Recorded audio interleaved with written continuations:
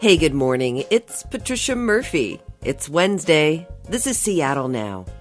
As Blue Origin launches another rocket into space today, the culture of the company that designed and built it is under scrutiny. In a minute, we'll hear why it's a problem for the entire industry. But first, let's get you caught up. Boeing employees in Renton and Everett will need to get vaccinated against COVID-19 by December 8th to keep their jobs. Seattle Times reports the policy was announced yesterday. It will apply to 125,000 Boeing employees nationwide, about 57,000 here in Washington. The company says workers can ask for an exemption for a disability or sincerely held religious belief. The move brings Boeing in line with deadlines set by President Biden for federal contractors.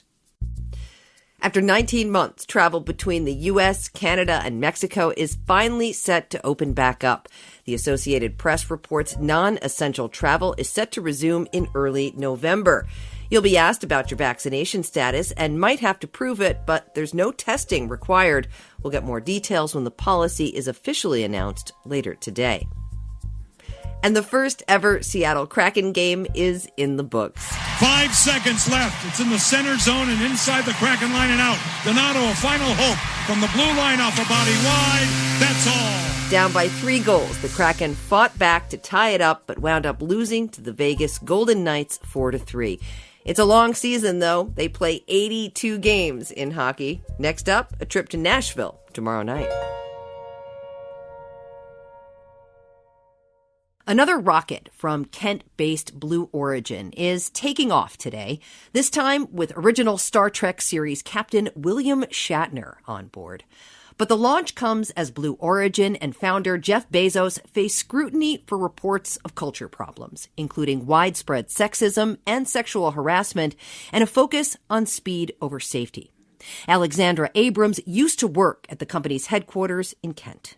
It was great that Blue Origin was smooth and steady and slow until Jeff started becoming impatient and Elon and Branson were getting ahead.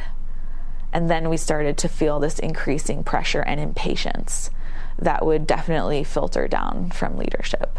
Do you believe that competing with the other billionaires in the space race took precedence over safety? Yes, I do believe that.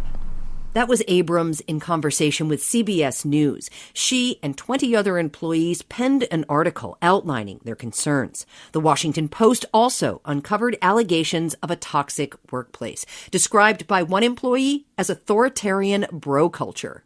Laura Forczyk is here to talk with us about the situation at Blue Origin and in the space industry overall. She's a space scientist and analyst based in Atlanta. Laura, thanks for joining us. Thank you for inviting me. We're talking about this because Blue Origin employees wrote this essay. What did you think when you read it? How did it resonate with you? I was touched because I know this kind of activity happens behind closed doors, and we often don't hear about it in such a detailed manner so publicly. Usually it's whispers here and there or shared stories at dinner, and it's commonly accepted that some behavior like this is going on in the majority of space companies and universities, which is unfortunate, right? But it's still part of the culture. However, to hear this kind of allegation come out with so many employees signing on to that letter, 21 current and former employees of Blue Origin, I mean, that's quite stark. And it also raised a number of safety concerns, enough to get the Federal Aviation Administration, the FAA, involved to check up on Blue Origin's safety history. So, it's not necessarily surprising to me, but it is harmful and hurtful that we still have to put up with this in the year 2021. I want to talk a little bit about how this translates into issues of safety a little bit later, but for now, there are also allegations of widespread sexism and sexual harassment that are going unaddressed in the company. Have you seen that environment in your experience in the space industry? Yeah, unfortunately, I have. And I don't know any woman in the space industry who hasn't, to be honest with you. It is, either on a small scale with some comments made, or in some cases on a large scale with inappropriate conduct from supervisors. And I myself have experienced sort of both of those, not enough to write about it too publicly or to speak out. It didn't stop my career, whereas some women, it really truly stops their careers and they leave the space industry altogether. We want the space sector to be a welcoming environment for all people, including women who have been historically excluded from the space sector. Historically, it has been seen as a male profession, and it wasn't until the 1980s that we had the first American female astronaut, Sally Ride. And it's not necessarily that women aren't drawn to these careers. A lot of them are simply either actively or in undercurrents discouraged from either pursuing it in the first place or from continuing their careers. And that's important with all kinds of minorities that we have historically in the space sector excluded. And I do mean excluded, like they were simply not allowed to participate or in other ways discouraged. Laura, I would like you to help me understand the benefit of being more representative in the workforce in the space industry. So studies have been done that more diverse teams actually leads to more success on the team, which equals, more profit, more success for the company, as well as just providing an alternate point of view that somebody may not have even realized. We all have internal biases, every one of us. And so by getting someone on our team or working with a colleague who is outside of our community or outside of our bubble or has a different background, they will get us thinking in a new way. And that's never bad. You brought this up at the beginning, but one of the things employees are concerned about is the safety of people who are on these kinds of vehicles. They draw a very clear line between management issues they see at Blue Origin and the conditions that led to the Challenger explosion in 1986. Give me your perspective on this. Can you explain the reason for this concern?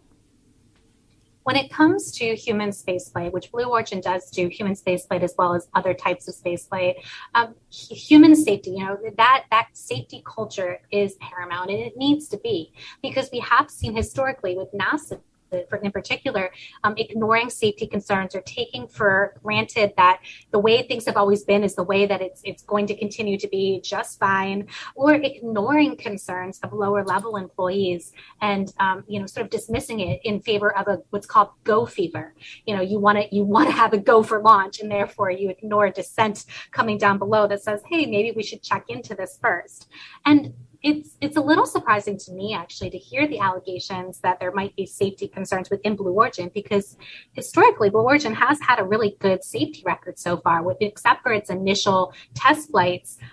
It's had perfect record for New Shepard, which is their suborbital vehicle. And the competitor to the competitor in the human suborbital spaceflight arena to Blue Origin is Virgin Galactic, which has seen public failures and safety concerns come up.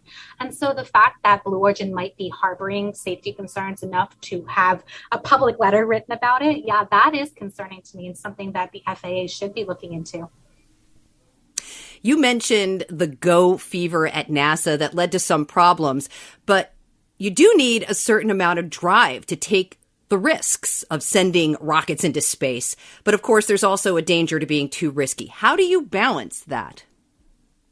I don't know the right answer. I don't know if anyone knows the right answer, because we can't be so risk averse that we don't even step foot outside of our own planetary home. But at the same time, we still don't want to take unnecessary risks. And that's the difference there is what is considered an unavoidable risk versus a avoidable risk, one that we can prevent. And that is where these companies have a responsibility, because right now, the U.S. government has decided that the FAA cannot regulate the safety of these vehicles. They are, exempt from safety regulations until a certain date. And so it's up to the companies to say, we have taken the appropriate measures of safety and we're going to go forward.